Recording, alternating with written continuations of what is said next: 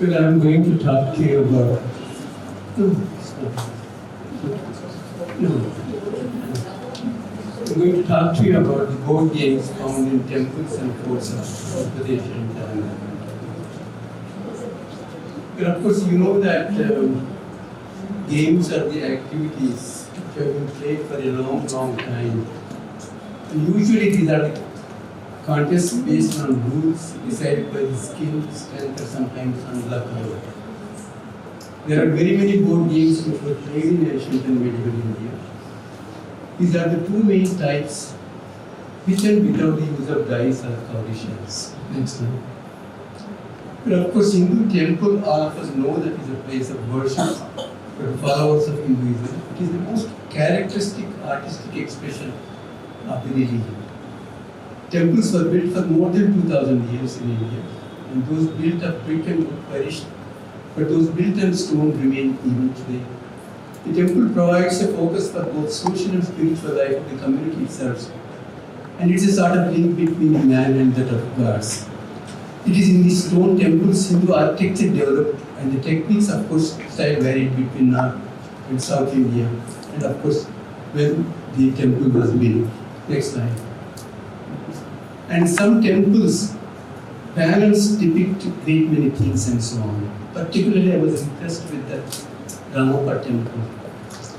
And they made the whole series of these dance poses were there on the panels. And then Nataraja Ramakrishna revived that Perni dance which was forgotten for a long, long time and so on. So that entire that scene of that Perni Shivatandavam dance things were on that Ramappa temple, which is there. And some temples, of course, we also see the wrestling game, the grips and all that and so on. One temple, there are 132 grips of wrestling which were depicted on the panels of those temples and so on. So hence temples have been studied to learn about many aspects of our past.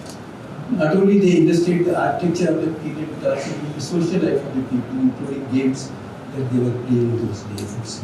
Next. Well, I have taken two examples of Parshurameshwara temple and Govindaraja Swami temple in Kerala. Parshurameshwara temple is there about close to Tirupati, about 38 kilometers from the city of Tirupati. And it is the I.K. Sharma, Kartikeya Sharma, he was a great archaeologist, and he said that this is the oldest temple in India. He dates it back to 2000 BC. Some others may not agree, but they say that it is a temple between 2nd century BC to 2nd century AD, something like that. And it is close to Tirupati. And then, of course, his basis for saying this temple is oldest in the country is based on the pottery, bronzes, Panchmat coin which was found and all that and so on. And this Shiva temple was built on an earlier Buddhist temple which was there. There was an evidence of it and so on. And also the Satavahana typical bricks were there, and also the coins were there. That made I.K. Sharma say that this is probably the oldest temple in our country. Next. And this is the temple. And this temple for some time in the medieval period was forgotten. And then it was in a small tiny village, this temple is there. And it has to be excavated again and so on. For many hundreds of years, it was all covered with mud and all that. Next. And of course, this is the Shivalinga. And then next. And then of course, other deities are there in the temple. Next. And then there is of course this archaeology department's details about this temple, very many, because you have got the inscriptions in that temple area for many of the dynasties of kings who ruled in that area. So next, you could see so many inscriptions are there. They range from anywhere from 6th, 7th century to 12th, 13th century and so on. Next. And Yakov Devaraya inscription of 1346 was the latest in the center. There were many other inscriptions in this temple complex. It should be Pallava, Bana, and Chola rulers later between 840. And then of course that Yadava temple, that inscription was later. Next. And then when you go and see them there, you have got chess. Next. And then you have got a purchase. Purchase is a very common game to play in our part. And then next. And this is the Gadi, what you have shown. And then this must have been a very popular and so on. And then it is seen in many forts and many temples. Next. And next, I'm going to give an example. This is Govindaraj Swami temple. It is in the town of Tirupati. And then there are very many inscriptions in this temple complex and so on. There are 1,060 stone inscriptions in these three temples. And then a lot of history is there. And so inscriptions belong mostly to the kings of Pallava, Vijayanagara dynasty, which proves that it is an ancient temple. There are both drawings of many types of games. Some are known to us, some are not known to us. We look at them, then we say that we can't guess that what type of a game it was and so on. Next. And then this is of course just the temple. Next. You got this huge place and so on. Big temple complex and so on. Just gives a view of the temple. Next. And then you see this game which we've been seeing since morning. The goat and this is called in my part. Puli Judam is tiger and goats game and so on. The number of tigers vary and number of goats vary, and then there are different types of this game which is you see them on the temples and forts and so on. Next, and of course Govindaraj Swami Dadi. We call it Dadi, not Ninepin Morris and so on. That is Dadi in Telugu means attack, something like that. That's the game which is commonly known as Dadi. Next. And then of course Pachisi. Next. But in the same temple complex, I keep on showing you, I can't identify some of them, you maybe identify them and so on. This, I can't say what kind of a game is there. Next. And this of course we have seen, others have seen. It has got a different versions and so on. The same type of that triangular thing is there and the numbers vary and so on. Next. And this another one is there, similar but little with a different number of squares and so on. Next. And then of course this game is there with only 4. It's not like Dadi, but must be some other game if you don't know that what you call that. Next. And then these are some of the other things. We see them and so on. I can't name them.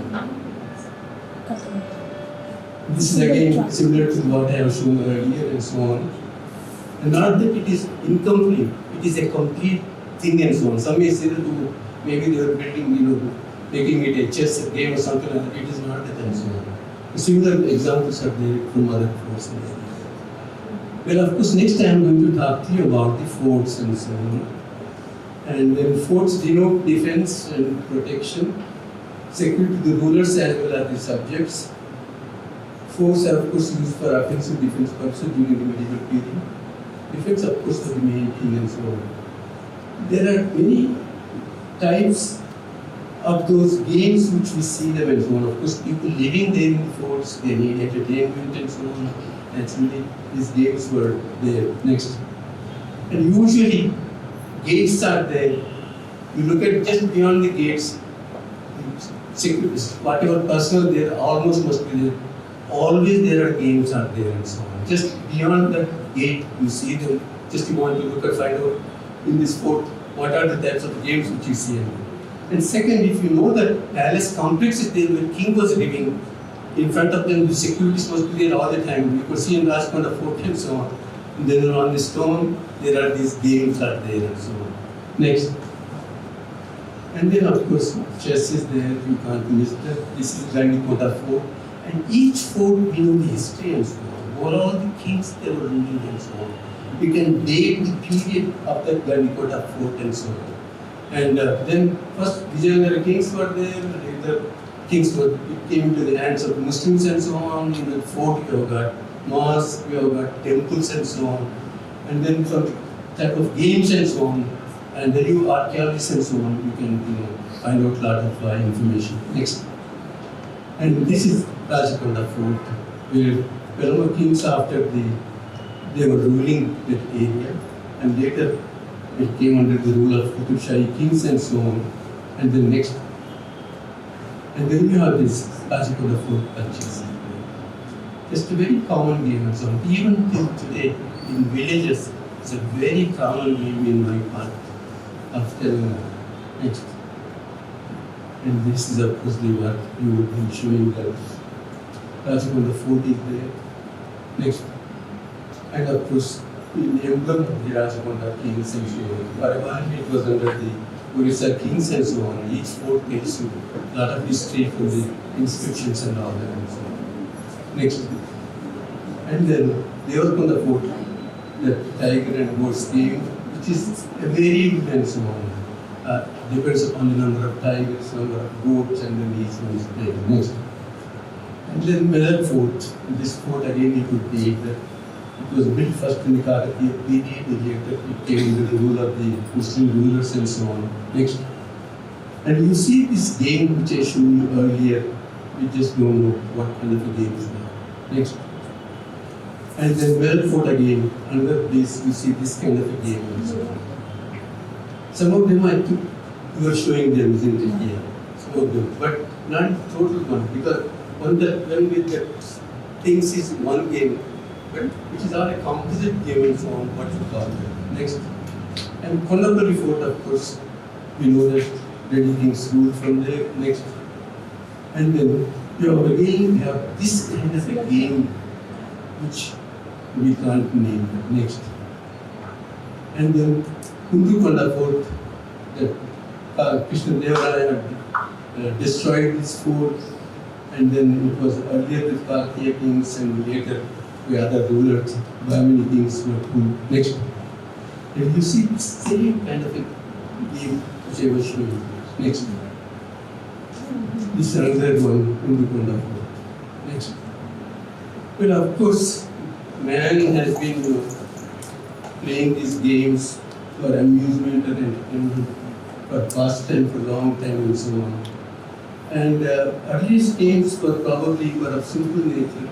And as civilization has advanced, the games have become more complex. Chess is the best example and so on. And next. This study, if you do that of the ancient and medieval board games, these were the common games which were played in my part. And these must be recorded and documented, and the archaeologists must try to date them and so on. Next. Next. It was just a little photo of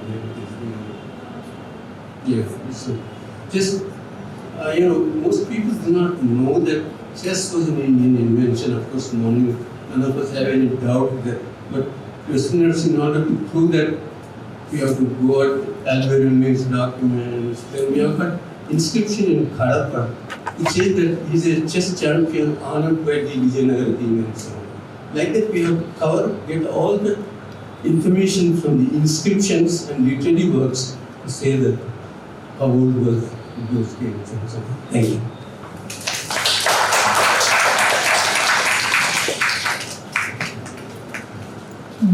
Any question, please? Okay, I have one or two clarifications in here. When you were telling about some of the temples, these games there, unknown. It's not unknown games because as I told in my paper, it is the 3-point, bringing and running in the same line. That's okay. And similarly, when it was like that, and it's not audible here, it is a part of that game where 24 plus 24 people can play in the opposite side, and the center point will be open. So 40 points will be there, and they will. So that's sometimes they want to extend in, they will add like this. And on the four corners, if they want to, it should be like Narayan Modi's or like that. But if they want more time to be spent on that, they will add something like that in all the food. So like that only, to my knowledge. Thank you. One thought, ma'am. One. So for both Mr. Dalal and Dalal, right, ma'am? Right. So you were talking about the games being played in these ancient temples or the construction sites as a way in which people who are working there entertain themselves. I was also wondering if, like how we find it in temples, is it that people get to these places to socialize, be it art, music, games? Do you think it's possible that it was just a part of that, people coming together? In a monastic situation, people coming together would be a little difficult. But there would be traders passing through these monasteries on a regular basis, because these monasteries are much more than just monasteries. Most monasteries and temples were also banks and places of exchange of goods. So yes, there would have been people staying there, and they would have had some time pass to do in the evenings or whatever when they were free. So possibly they could congregate to do this, yes. But in the case of the monastic complexes, there would have been a large number of monks at the place, and they can hardly be praying day and night. So there would have been a lot of things that they would have done socializing amongst themselves. True. So most definitely this was something that was done